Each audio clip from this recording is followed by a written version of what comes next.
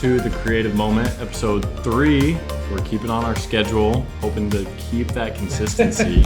I'm Dante Bullhauer. Jamie Bullhauer. And The Creative Moment is a podcast where we talk creativity, how it works into our lives. He's a poet, I'm a photographer, so we're both very involved in a creative world, but in a very different realm. And so here we are, episode 3. Today we're cracking open the new flavor, Tropical Dreamer, that released on May 9th. I even have the koozie to show it. Yeah, I don't have that koozie. No, they only sent me one. Okay. But I might be down in 2 today. This is the first time on this show that this will be the first bubbler of the day that I've consumed. So we'll see. We'll see how this goes. Yeah, this might be a rough episode. Yes, then. I'm sunburnt and bubblerless. So You're supposed to put on your sunscreen. no. So challenges, whether it's an Instagram challenge, whether it's just something you kind of find a hashtag for, or something that you do yourself. I think challenges are a great way to enhance or maybe kind of get outside that comfort zone that we talked about in last episode about just kind of stretching that creativity and stretching what you think is in your capability, your realm of capabilities within the creative world.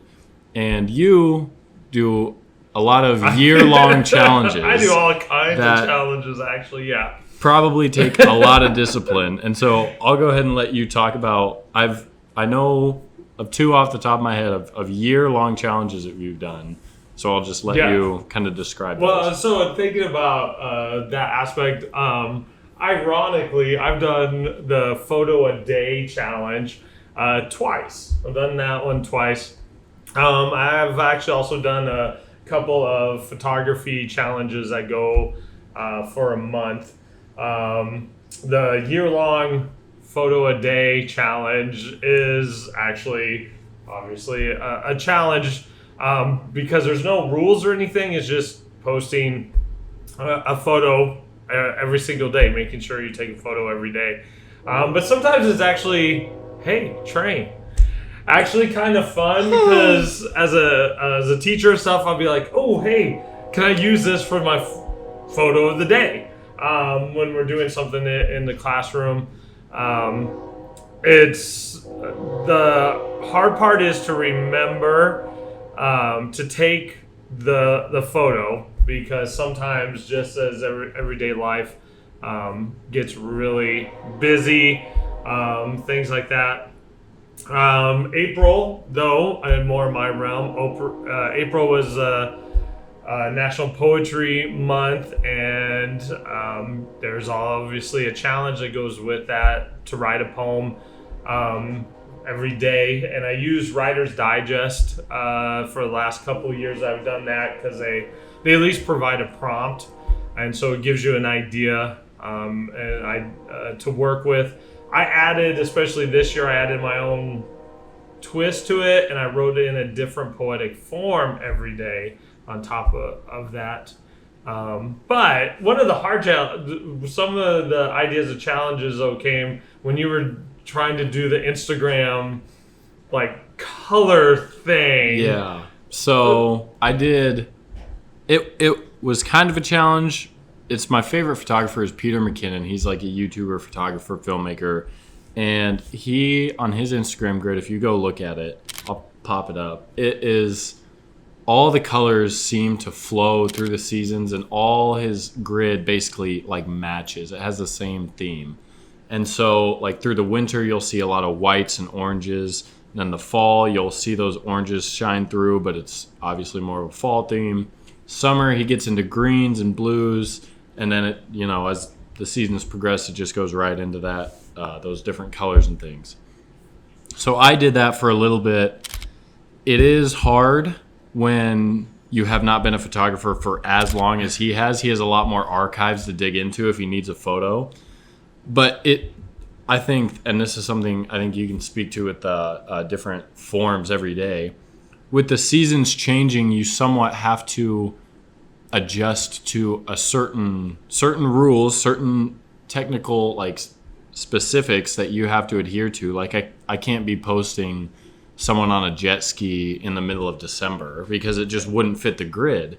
And then Peter also dives deeper into it where he goes, there's too much negative space in these 3 photos. I need to have something that fills up some of that space in my next photo. Maybe it's a busy landscape, a cityscape, something like that. And so that's more of a just kind of a challenge that you can write your own rules to. But I think adding kind of some of those specifics and some of those different rules that you put on yourself really helps you just dive more into, hey, I need to get a snowy photo today. It's not snowing. How can I get kind of a wintry feel with, it's a street or how do I make a cold photo when there's no snow, it's not Christmas time, something like that. And so I want to hear from you on how, what does that do for you when you're doing a different form of poetry every day? Because it's got to be difficult with some poems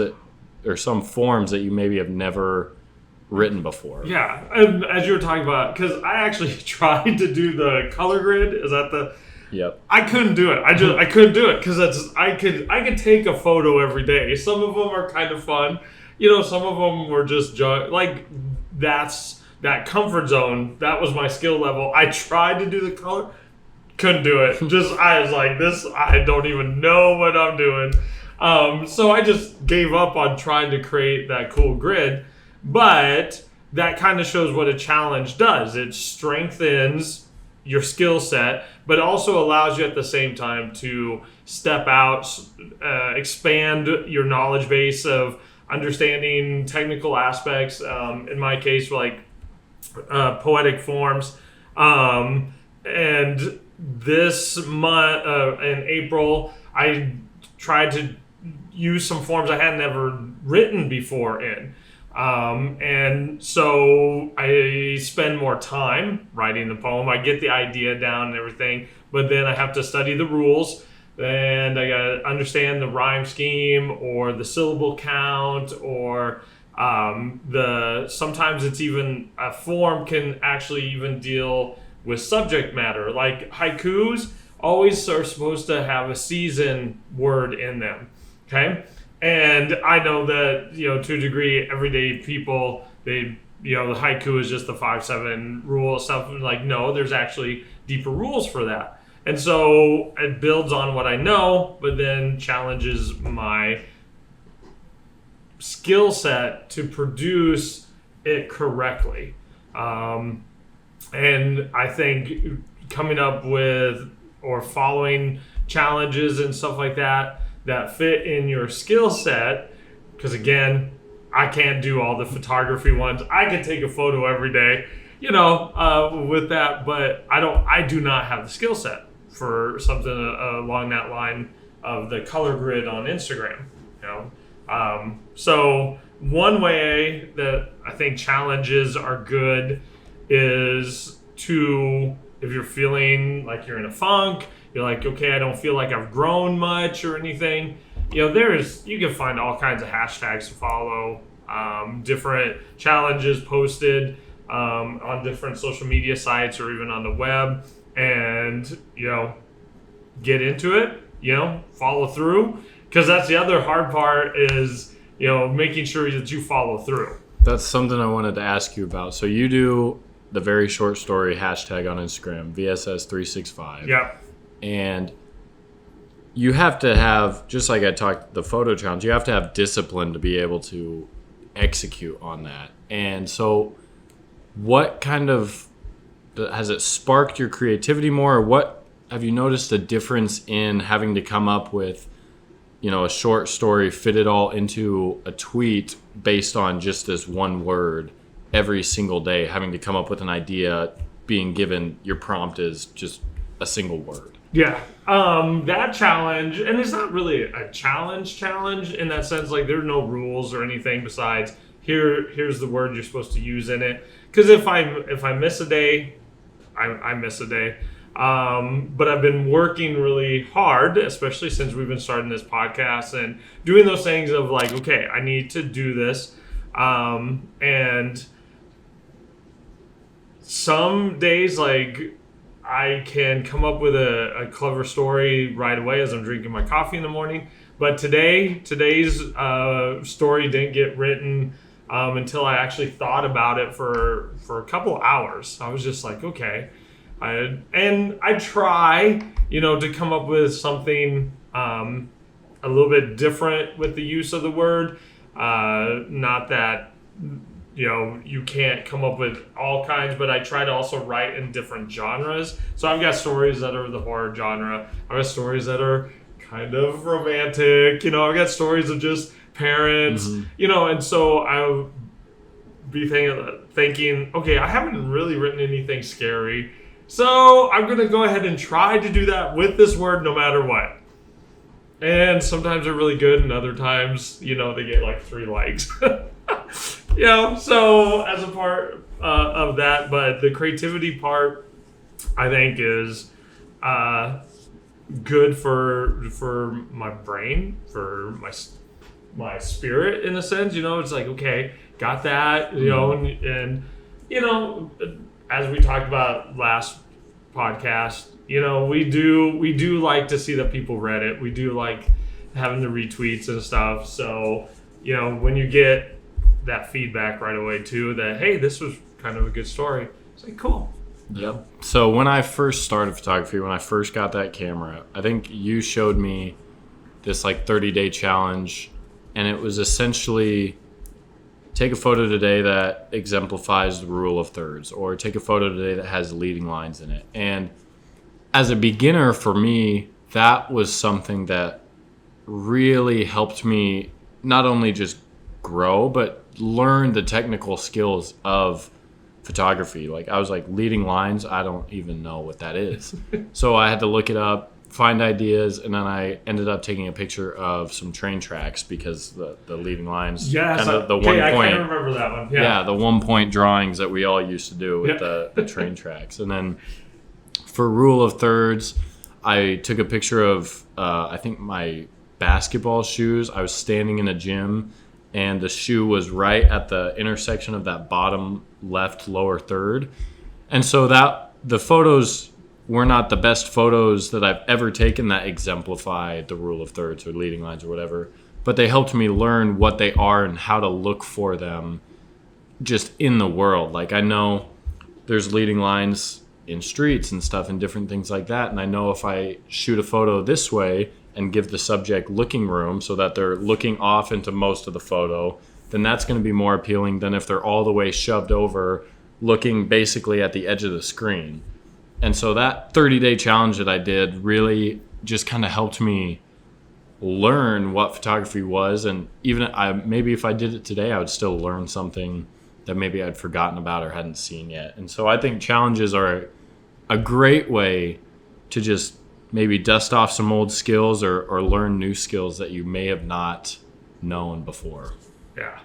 And actually that leading line, like, for whatever reason, remember I think it was Carney kid at the free throw line, all by, like, you can't see anybody else. Yep, he was shooting a technical foul free throw, so he was the only person on the court. But at least, like, the gym floor, and at least him being just by himself in this, and yeah, like, that photo, a rookie that probably wouldn't have looked the same as compared to understanding the composition of how that goes. Yep. So if you're feeling like you're at top of your game, I still say you should try out a challenge. And kill it. Just kill it. Yep. And if you're feeling like in a creative funk, hey, do a challenge, And they're actually fun. They give you a little bit of sense of discipline, things like that. So I think challenges are just one of the tools you can use for your creativity. Yep. And even just, you mentioned it, the discipline of having to do something, whether it's every week, every day, every month, sets that precedent so that maybe when you're done with the challenge, you'll still exercise that creativity out, because you'll have made a habit of, okay, every day I'm drinking my coffee, I'm going to figure out what my very short story is, things like that. Yeah. So that's something that can apply after. You should do the photo a day for a year. I would never be able to. I mean, I would be able to take a photo I'll think about it. Okay, we'll see. We might have an update. We'll see if I get a photo a day challenge and see how that turns out. But I'm done with my first bubbler, so I feel like we can segue into topic number 2 with the cracking open of my second. So probably gonna have to go to the bathroom after this episode. So the second topic, is dealing with kind of the negativity With haters, people that hate your stuff. Well, and not just so even with even for my books and stuff like that, I've got a 1-star review on Under the Lights, and it said it was boring, nothing happened in it, and stuff like that. It's like okay, but I was like, you know what? They read the book, so.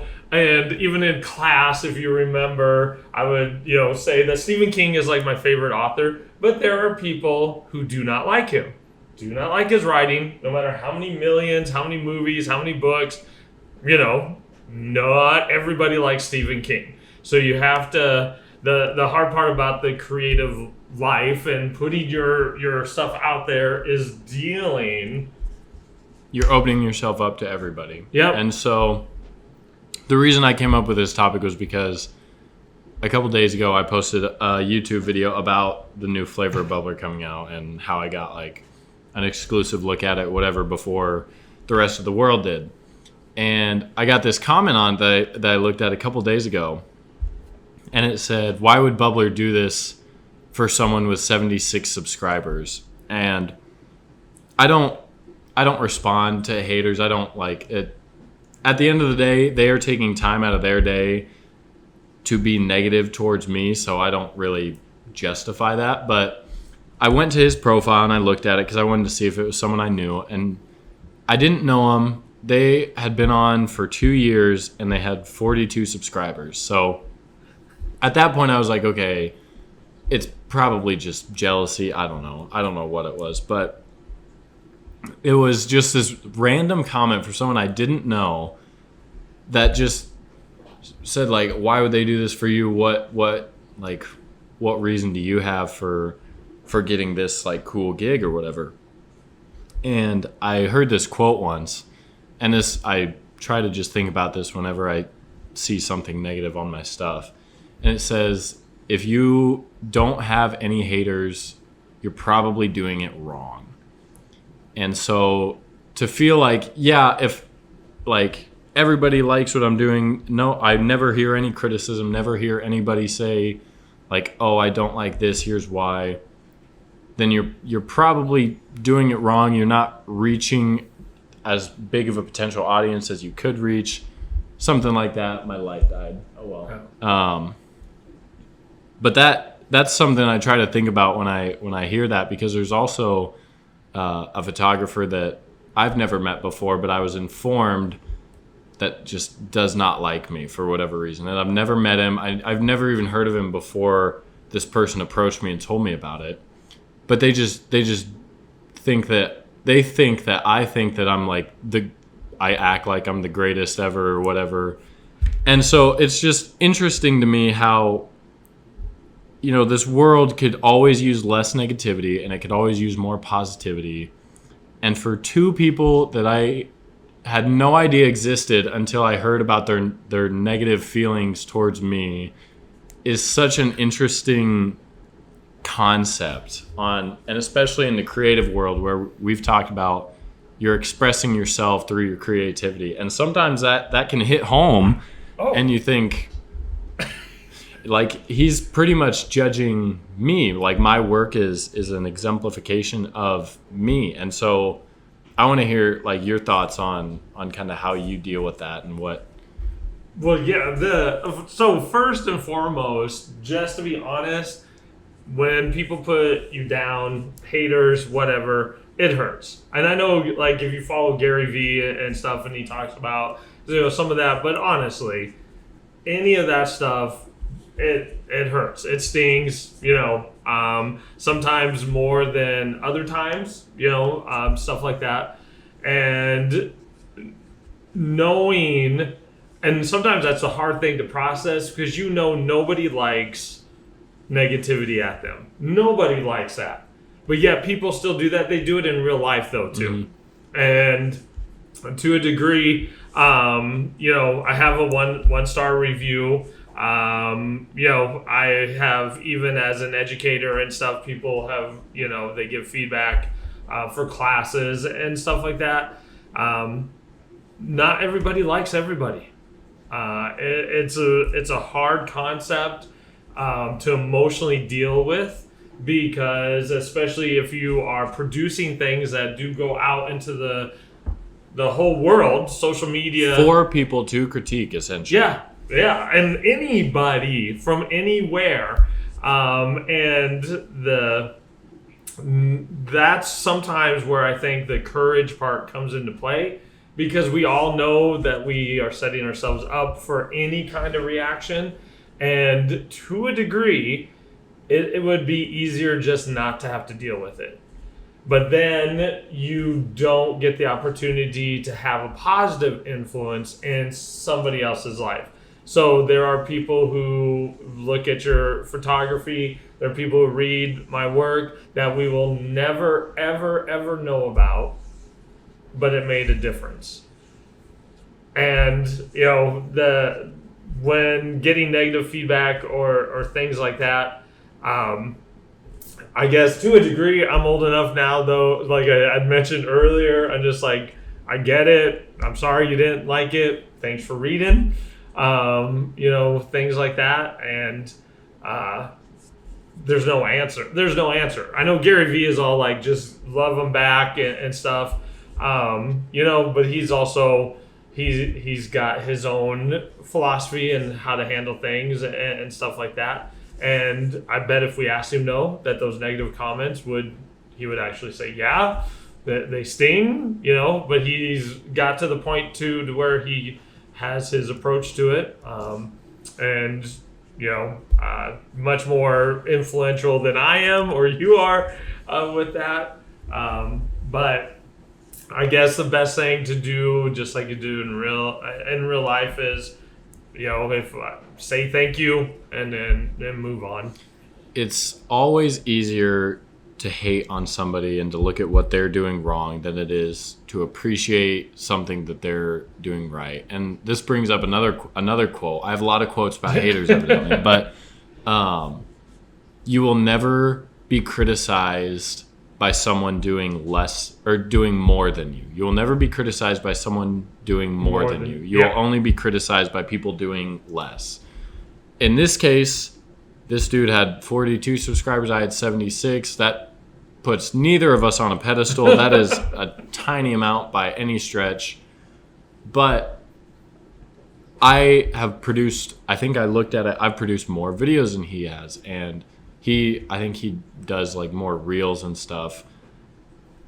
But his comment was not even about, the video or the production of it, maybe how I storyboarded the video. It was simply about, why would someone with 76 subscribers get an opportunity like this? And so that's where it's easier for me to brush off, is because I know that it comes from a place of probably just jealousy, because it's not about anything I did or anything that the video said or meant or whatever. It was simply the fact that I was a small creator and I got this opportunity. And so that was easy for me to just be able to brush off, because maybe he doesn't have the courage to reach out to a brand and ask to work with them. Well, see, that's what the social media presents our creative content as, this is the thing I've done, and then you forget. So if they would have watched an earlier video, would have known that you simply stepped out and asked. Yep. And so that's one of the hard parts of why we can and sometimes get lots of negativity, because all of a sudden it's just this one. It's like, oh, here's what's posted now. The context is lost. And, they don't understand any connection to other things, or know that, even in my sense, maybe I write a really bad sonnet or something, but I'm in the midst of a challenge to where, like, I have done my own personal challenges where I wrote 100 poems in 100 different forms, those were not always great poems. Yeah, not every poem is going to be a banger so poem. if you read just this one, you go, what the heck is that? Not knowing that this is connected to something that I am doing myself, and it creates a different image of what's going on.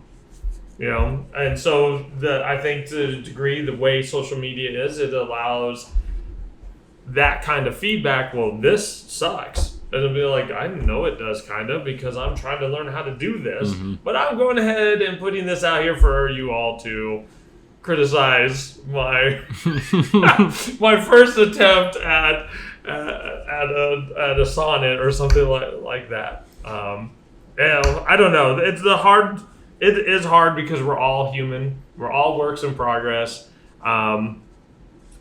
Real critical feedback and stuff like that is really good for us to grow.